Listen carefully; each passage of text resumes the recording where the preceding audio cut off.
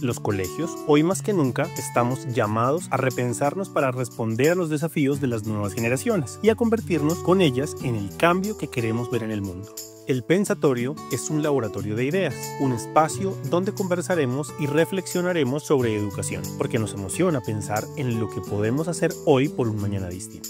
Bienvenidos. Bueno, Juan Esteban, bienvenido a este conversatorio de hoy. Muchas gracias, muchas De gracias. verdad que es muy rico saber que también hay profes que nos aportan y nos enriquecen en estas conversaciones sobre educación. Quisiera pedirte muy rápidamente que te presentes, porque es la primera vez que estás en estas conversaciones. Va. Pues no, yo ya voy a cumplir 5 años acá en el Tilatá. Soy profesor de filosofía, de teoría del conocimiento, de sociales en octavo también. Soy filósofo y magíster en filosofía de la Universidad de los Andes. Entré acá hacia finales del 2020, después de un periodo difícil para todos, ¿no? Pandemia fue una ruptura bien importante. Y ya voy casi 10 años en este cuento de ser profe. Eso de los años me parece que es un contexto muy apropiado para nuestra pregunta de hoy, que es, desde la historia de la humanidad ha habido estos cambios en las generaciones, estas brechas generacionales. Siempre los jóvenes fueron o fuimos vistos como los rebeldes, los que rompen esquemas, y esto se ha repetido a lo largo de la historia de la humanidad. Sin embargo, hoy sentimos que hay unas condiciones distintas. Cuando yo era joven, pues también fuimos rebeldes, también fuimos contestatarios en muchas cosas. Había muchas inconformidades con los sistemas. Sin embargo, siempre existía también el referente de la obediencia. Al final lo que nos correspondía era romper ciertas estructuras, no sé si estructuras, pero romper ciertas costumbres, pero siempre en el marco de su rol también es obedecer y acogerse y acoplarse al orden de las cosas. Hoy en día siento que ese referente de la obediencia ha cambiado enormemente. Ya como que veo en los jóvenes menos integrado tal vez este sentido del deber ser, que tiene que ser porque es así. Y por lo tanto no es tan claro porque tengo que obedecer algunos mandatos. Claro. No sé, ¿tú cómo veas ese tema?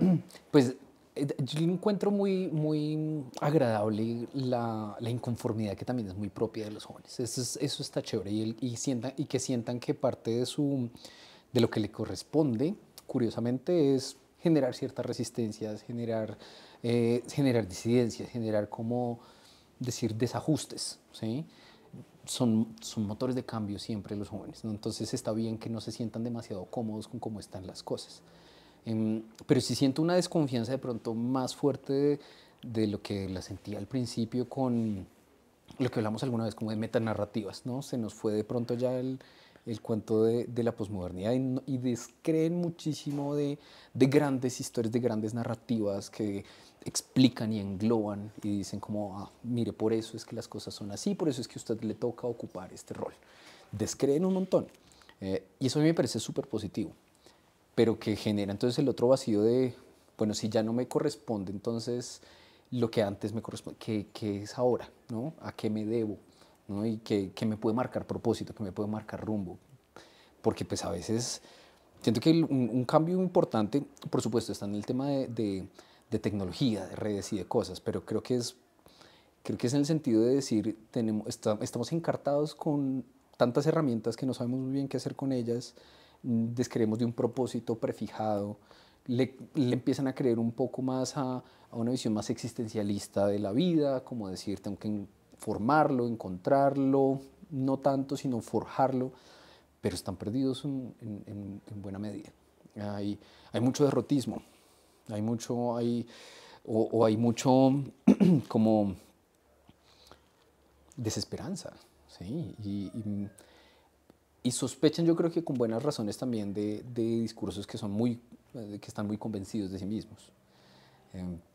Pero entonces, de que sí convencernos sin que estemos demasiado convencidos, ¿no? Sin que caigamos en ese entitlement en el que también alguna vez hablábamos, ¿no? Que eso, uy, pucha, a los adultos a veces nos choca ese entitlement de ciertas juventudes, que es como, sí, es que esto es lo que a mí me corresponde, esto es lo que yo me merezco, esto es lo que a mí me toca, este es el lugar que yo ocupo, y descreen al mismo tiempo que exigen desde él. Entonces están como metidos en una paradoja muy compleja. Y tú dices, y lo has sentido a través del tiempo. Yo también lo he sentido a pesar de sentirme también pues un profesor relativamente joven, pero pues en 10 años han cambiado muchísimo también esos sentires, ¿sí? Yo he sentido que los estudiantes ahora están bastante encartados con las herramientas que tienen a su disponibilidad. Siento que a veces no saben muy bien qué hacer con ellas, que se están inventando también cosas que no sabemos muy bien qué van a resultar, que tampoco es que tengamos que saber perfectamente qué hacer con ellas, pero cómo darles ruta, cómo darles luz, sobre todo en un aula, por ejemplo, en el que uno les puede hablar de cosas que pueden ser muy chocantes, ¿sí? Y que pueden llevarlos a decir, sí, aquí no hay nada más que hacer, esto es, mejor dicho, la desesperanza y el derrotismo, y por eso a veces son muy quietistas, y movilizarlos entonces es complejo, es difícil. Uno no quiere, digamos, uno como profe creo que uno no quiere heredarles muchas de sus preguntas, heredarles sus miedos, más bien facilitar a ver qué preguntas sacan ellos, ¿no? Sobre qué ponen ellos la sospecha. Yo te escucho y pienso que eso que estás exponiendo, por un lado como el derrotismo, la desesperanza, y por otro lado el sentirse confundidos y no saber qué hacer con tantas herramientas, nos pone un reto fantástico a los educadores, porque tenemos, creo yo, la posibilidad de construir esos puentes a partir de construyámosle sentido a muchas de estas situaciones en donde ellos no le están viendo sentido, no le ven sentido a eso. Y al mismo tiempo a nosotros, y pues a mí que estoy en una, ya como 4 generaciones arriba, pero tú que también ya estás en una generación distinta, en el rol de construir con ustedes esos puentes, no es imponer ni mis temores ni mis creencias, porque a veces esos temores los heredamos de manera un poco inconsciente y terminan permeando la cultura, pero a veces es de una manera mucho más explícita, ¿no? Es decir, te tengo que convencer de que este metarrelato, como lo llamas tú, esta verdad universal es así porque así ha sido siempre y porque así tiene que seguir siendo. Y me parece fascinante este rol nuevo que asumimos ahora los educadores, que es tender esos puentes a partir de ideas que pueden ser problemáticas, no para imponerlas, no para transmitir nuestros miedos, sino para hacer una real construcción con ellos. Como en este modelo que nos gusta de la disciplina, que no es contra ellos, no es para ellos, es con ellos. Y eso suena bonito, suena fácil, pero no siempre es fácil de llevar a la práctica. Y es retador, sobre todo, que entonces él pone, digamos, al docente en un lugar en donde no es el custodio, no es el guardián de la verdad y la va a transmitir, sino tiene que de alguna manera facilitar un espacio en el que ellos pueden formular las preguntas en sus propios términos. Y resulta que también cuando formulan las preguntas en sus propios términos, llega el momento duro del profesor también de decir, no sé, espérate. Digamos, pasó con un estudiante en tercero más o menos. Él es el hijo menor, el hermano menor de una estudiante que tengo en 11. Y le compartí a ella la pregunta que hizo su hermano y dije, hagamos algo podemos hacer para, a partir de preguntas difíciles, de conceptos que damos muy por sentado, establecer esos puentes. Veo una oportunidad. El chin se preguntaba, ¿qué es honrar? ¿Qué es arbitrario? Estaban seguramente en esta unidad de indagación sobre democracia, sobre cuál es esta dignidad que estamos intentando también proteger para las personas cuando hablamos de constitución, cuando hablamos de democracia, cuando hablamos de qué es lo que hace de esto un Estado social de derecho, cosas por el estilo. Entonces honrar a las personas, y de pronto algunos habrán escuchado esa expresión de la honra en honrar a padre y madre, ¿no? Y entonces ahí viene la familia y tiene su esquema de valores que transfiere ciertas cosas, lo pone en ciertos términos. Pero el chino se preguntaba, ¿qué es la honra? ¿Qué es honrar? Pareció una excelente pregunta. Maravillosa. Maravillosa pregunta. ¿Qué es arbitrario? ¿No? Porque, sobre todo porque si yo tengo la imagen de que un árbitro es el que de alguna manera determina lo correcto y lo incorrecto, es el que pone las reglas o el que las hace cumplir, pero de repente en el contexto de hablar de no se pueden las detenciones arbitrarias, o como si esto entonces, ¿cómo así? Entonces el árbitro y lo arbitrario se parecen, pero son cosas súper diferentes, y cómo se le explicó a un estudiante de tercero, tal vez en los términos en los que a veces el estudiante de 11 me puede ayudar. Entonces esa brecha generacional de pronto la puedo salvar poniéndolos en los términos en los que los estudiantes lo ponen. Sí. Honras las promesas, honrar una promesa, cuando hablamos de deshonra, de que estamos hablando también, y pónganlo en sus propios términos. Son en última los jóvenes los que se inventan palabras. Esa era la otra que conversaba con ellos. Decía Hobsbawm que hay palabras que son mejores testigos de la historia que los mismos documentos. Y palabras que entonces son fuertes y son fuertes también por lo cotidianas, por lo que a veces nos huelen un poquito a polilla y nos huelen como a polvo y como que son viejas. Y quién habla hoy en día de la honra, o quién habla hoy en día de la dignidad en un sentido, digamos, más, menos cotidiano, ¿no? Y los estudiantes sospechan de esas palabras y resultan ser esas palabras también los puentes entre generaciones, que permiten entonces que como profe me tengo que situar en un lugar distinto. Ya no te voy a transferir mi definición de la honra. Busca en el diccionario y vas a ver que no te va a responder tampoco la inquietud que tú tienes. Y que además es una pregunta que difícilmente va a salir después.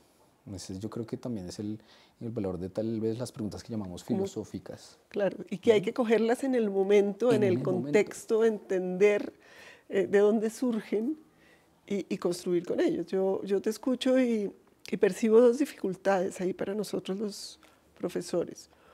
Una tiene que ver con eso que tú dices de asumir un rol distinto, un lugar distinto, y yo creo que eso es absolutamente necesario. Sin embargo, te confieso que no creo que pueda ser un rol tan horizontal, en el sentido de que estos jóvenes también necesitan entender que hay una autoridad. Yo le creo mucho a estos enfoques de lo sistémico.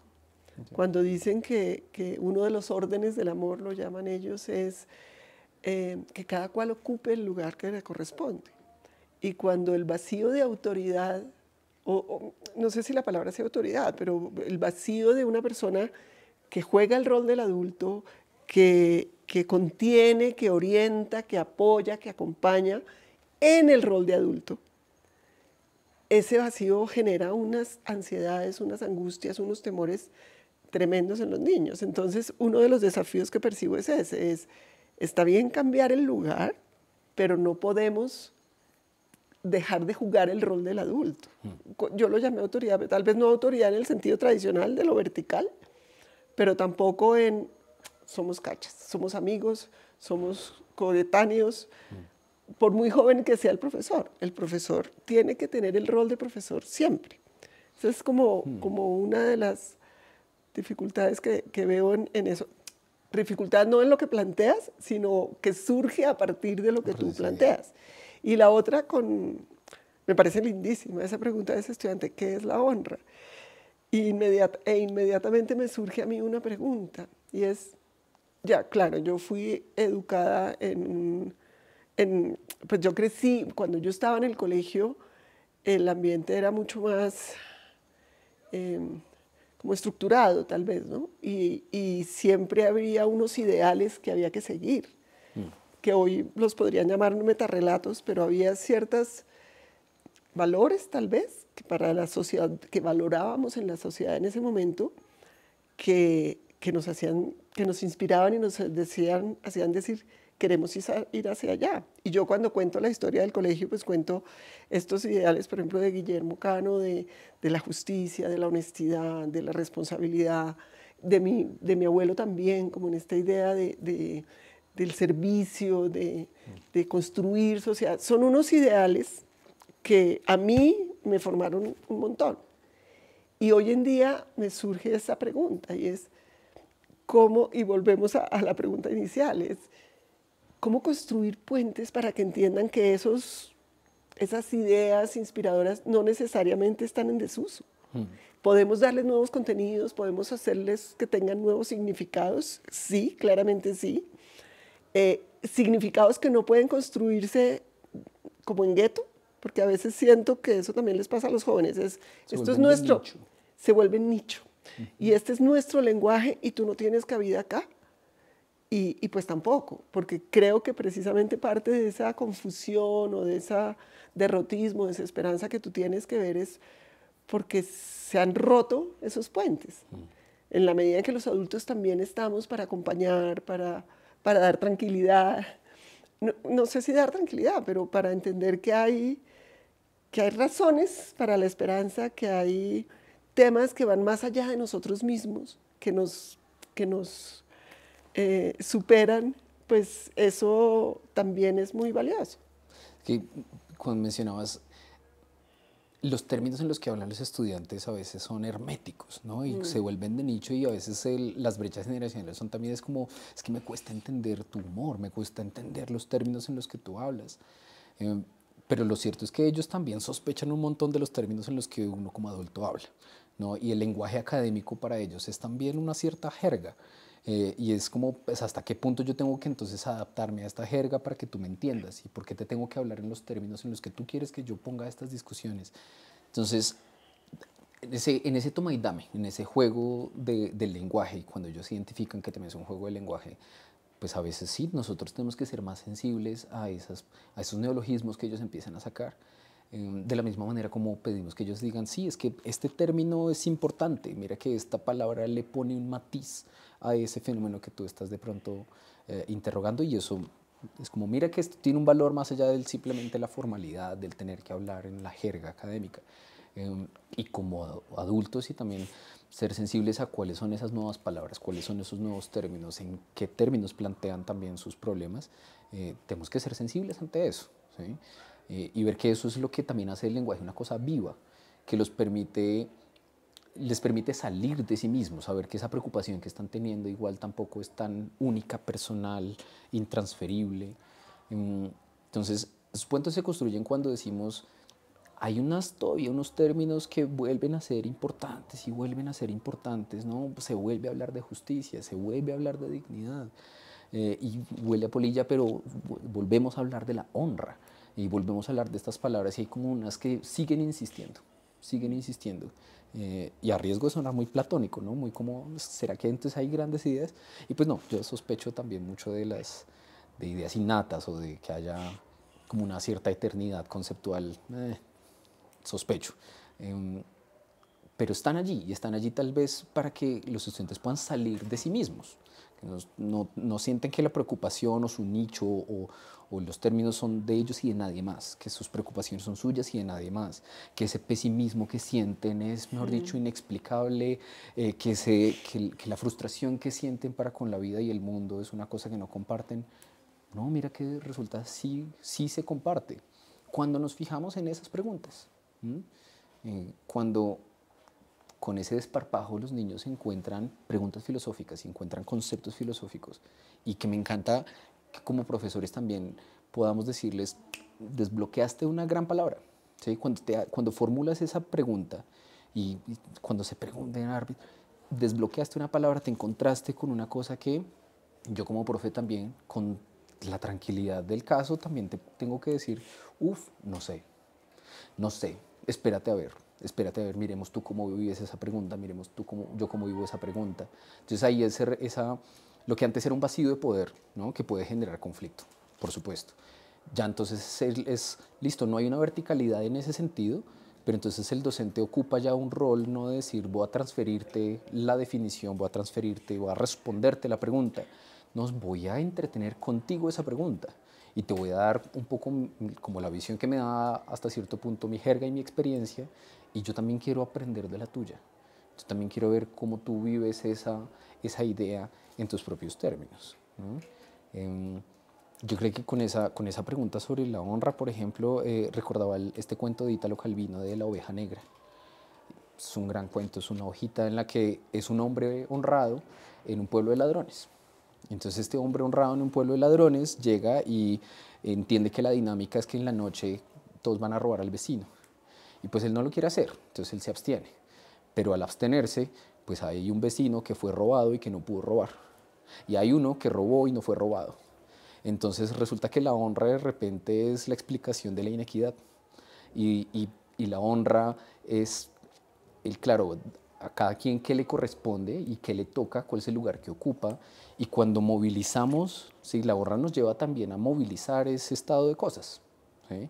Y cuando siento deshonra, ¿sí? Siento también que que hice algo que no me correspondía, que no, de pronto no satisfice lo que se esperaba de mí, que me hace desconfiar también del mérito, que eso es una cosa que está ahí como en la sombra de esta discusión, y que afortunadamente yo creo que sí hemos sospechado mucho de la meritocracia, y yo creo que hay que seguir sospechando de la meritocracia, ¿no? Hay que seguir sospechando de esta idea de que si cada quien hace lo que debe, le toca lo que le corresponde, pues eso no es tan sencillo, no es tan directo, ¿sí? No es como tan explicativo de cuál es la ruta.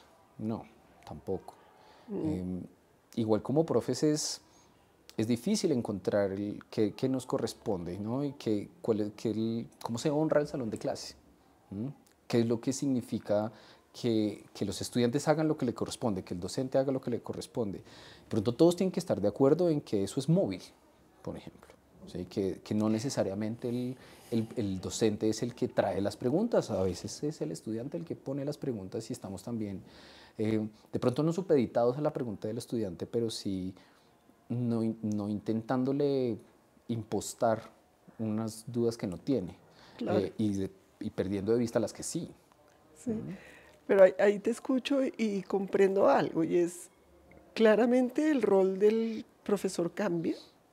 Ya no es el que viene a impartir conocimiento, sino es el que viene a construir conocimiento, y puede permitir que el estudiante haga las preguntas, puede permitirse decir no lo sé, o puede decir, vean, esta es una idea bonita para explorar, explorémosla juntos.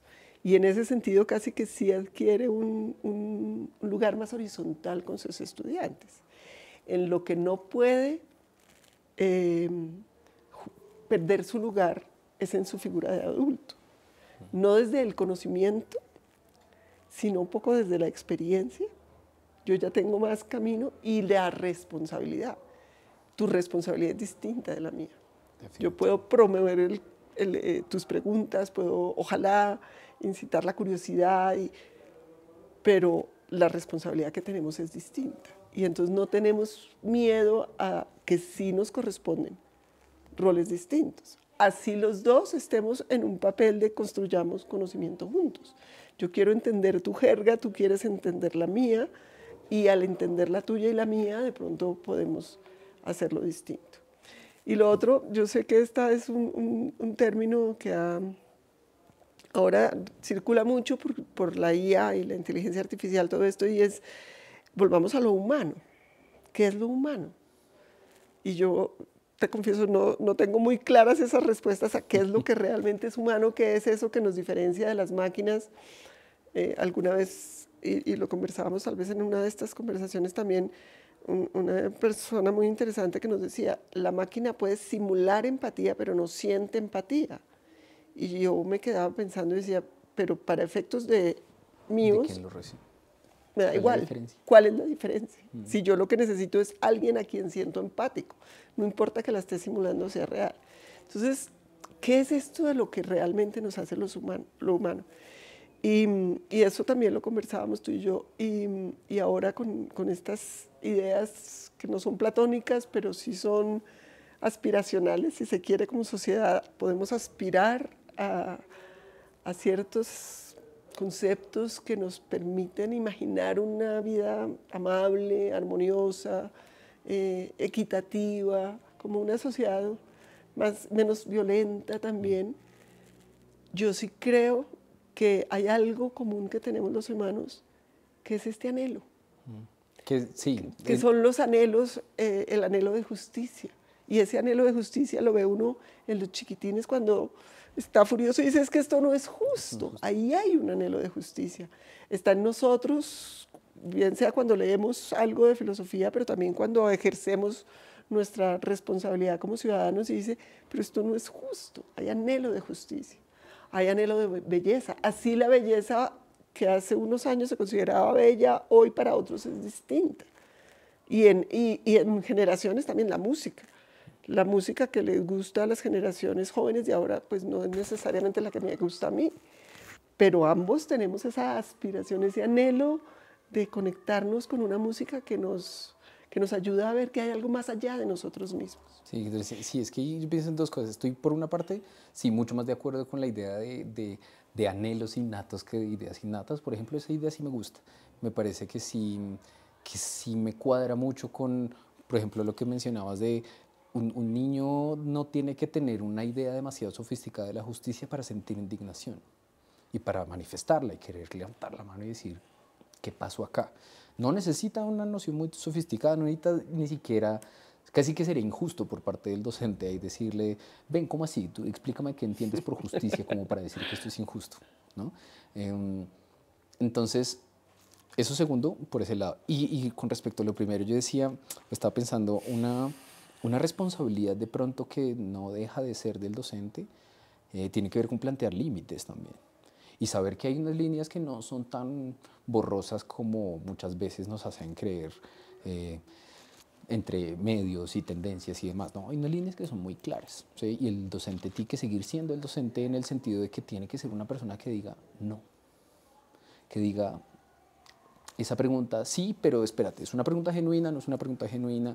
Esto que estás diciendo, ¿por qué lo estás diciendo? Tiene que cuestionar, tiene que de alguna manera también decir, espera, para tu tren, ¿sí? Y eso no se puede perder. De pronto tienes que cambiar también, listo, yo no te voy a transferir la verdad porque no necesariamente la tengo, porque no necesariamente sabemos si existe, pero sabemos que ese discurso también se coopta mucho porque hay un status quo al que le conviene un montón también que la verdad no exista y que es muy conveniente también que se relativice absolutamente todo. Entonces el profesor de alguna manera tiene que también decir, no, espera, sin decirme guardián y poseedor de la verdad, de pronto sí hay cosas que no podemos poner en cuestión y la dignidad es una de ellas, ¿sí? No la podemos poner en cuestión. Podemos cuestionarla, pero no pretender que es absolutamente relativa o que cualquier cosa cuenta o que todo vale. El profe tiene que seguir teniendo un coraje, porque sí es coraje, con todo el miedo que uno puede llegar a sentir o la inseguridad de tal vez sí, tal vez no, yo no estoy tan seguro, pero a veces planteo el límite y digo, eso tiene que todavía ser responsabilidad del docente. Afortunadamente, progresivamente uno se da cuenta, los estudiantes van siendo más autónomos y menos heterónomos, van poniendo los límites ya más propios, pero lo hacen también en la medida en la que un docente lo modela.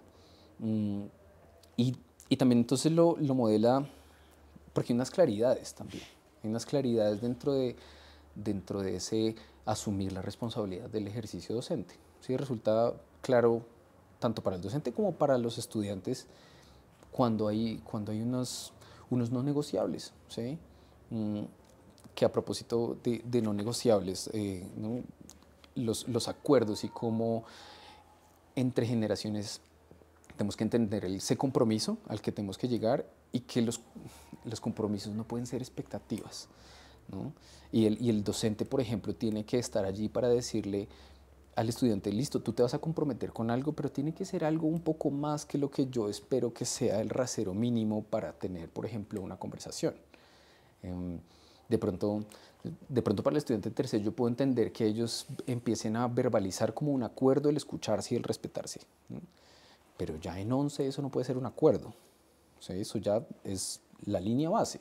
Tenemos que partir del respeto, tenemos que partir de la escucha, porque si no contamos con eso, no contamos con nada. Y el docente tiene que garantizar, por ejemplo, esa clase de cosas. Y tiene que cuestionar entonces ahí ese lugar de la autoridad y del respeto. Recuerdo mucho esta expresión no es si tú no me respetas, yo no te respeto, sobre todo cuando hay una verticalidad, Si tú no me respetas, yo no te respeto en una posición de poderes. Si tú no me tratas como autoridad, yo no te trato como persona. Y ahí tenemos un autoritarismo también en la que muchos docentes, pues desafortunadamente, caen o caemos a veces. Es más como repensarse el respeto, ¿sí? El respeto de pronto no es un acuerdo, es una condición de posibilidad de que la experiencia de aprendizaje se dé. Para eso, por ejemplo, eso está el profe.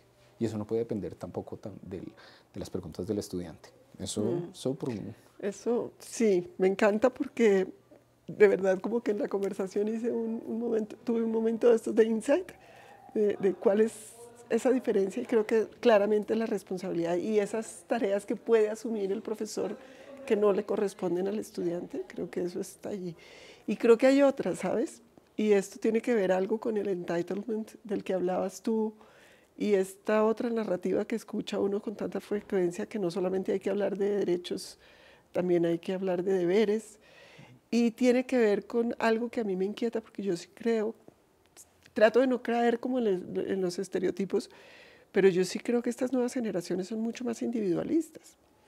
Y yo pienso que otra de las responsabilidades para esto de tender puentes entre las generaciones tiene que ver con ayudarle a desarrollar al estudiante su conciencia de ¿y tú qué pones?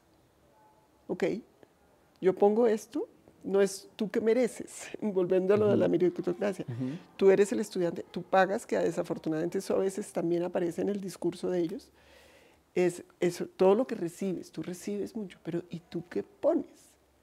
Y llama la atención porque aún en términos pedagógicos, en oportunidades hay estudiantes que le dicen al profesor, ay no, dinos qué hay que hacer y lo hacemos.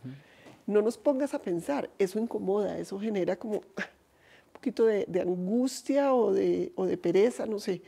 Entonces, creo que esa es otra responsabilidad, otra tarea más que una responsabilidad muy bonita que tenemos los profesores, es ayudarles a los estudiantes a entender que ellos también ponen en la sociedad, no solamente es que estoy recibiendo o no estoy recibiendo, sino que puedo poner yo.